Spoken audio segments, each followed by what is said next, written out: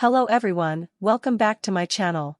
If you're new here, don't forget to hit that subscribe button and click the bell icon, so you never miss any of our book summaries and motivational videos. And if you find this content helpful, please give it a thumbs up or like. It really helps support the channel and lets me know you want more of these videos. Alright, let's dive into today's book summary. 21 Days to a Big Idea by Brian Mattimore. Summary from 4-Minute Books. Written by Nicholas Gutka. One-sentence summary. 21 Days to a Big Idea shows you how to combine the creative and rational sides of your brain to come up with cool, new ideas and fun ways to implement them, which might even help you create a sustainable business in the long run, in as little as 21 days. Favorite quote from the author. In the scheme of things, the time spent upfront in the idea generation phase is so minor compared to the time needed to develop that idea. Brian Mattimore. The line is really thin. The one between too many and too few ideas, I mean. Most of the people fall into one category or the other. They either think they have way too many ideas, like me, and can never possibly execute all of them, or they believe they have absolutely no good ones and can't come up with anything creative at all. Nobody says, yeah, I've got a few good ideas every now and then, just enough when I need them. It's always one or the other. Truth be told, those of us in hyper-idea hibernation mode would probably be best off shutting down their creative, crazy brain most of the time, getting to work, and then brainstorming when we need to. But if you're in the other camp, then this book is for you. Here are 3 lessons from Brian Mattimore's 21 Days to a Big Idea to help you come up with big ideas, and it won't even take 21 days. 1. Ask yourself what you wished for as a kid to find areas to innovate in. 2. Use the and technique to come up with ideas in seconds. 3. Try billboarding to see which ideas could become a business. Ready to seriously level up your brainstorming game? Let's figure out what ideas are made of. Lesson 1. Kids' wishes will get you right to the intersection of creativity and rationality. In 1968, George Land took a test he developed for NASA, aimed at determining how creative people are, and decided to give it to children. It worked so flawlessly that he thought even children could do it.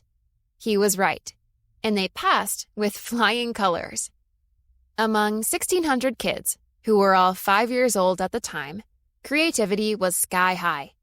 98% of them were ranked on the far creative end of the spectrum. To see how their creativity developed over time, he decided to let the same children go through that test again 5 years later. By the time they were 10, only 30% remained creative. That's a steep drop, with 2 out of 3 kids losing their creativity. As you can almost imagine, it only gets worse from there. At 15 years old, only 12% were still creative. And if you give the test to adults, well, you get the flip side of the 5-year-olds. Only 2% are creative. Clearly, it seems like a good idea to bring back your inner child to light the creative candle again. And, in fact, it works. Think of the things you wished you could do as a child. Chances are, a few of these dreams have been developed already, but there are probably plenty left to still create. For example, if you wanted to fly, well, we have airplanes now.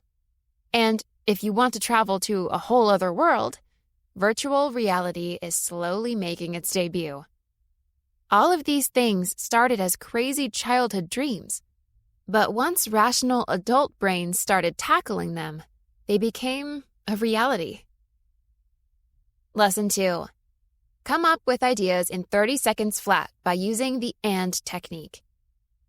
What if I told you you had to come up with a crazy new innovation in the next 30 seconds?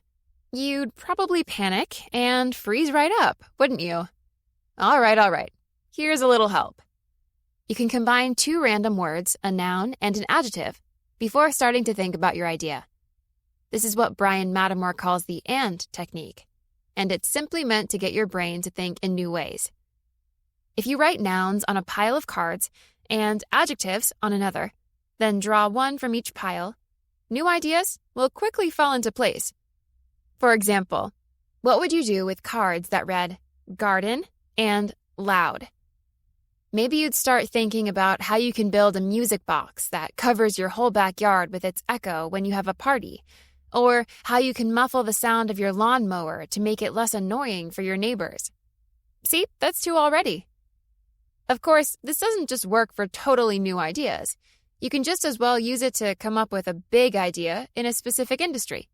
Just fix the noun in place, for example, flowers, online, fashion, or pizza, and then try 20 to 30 different adjectives.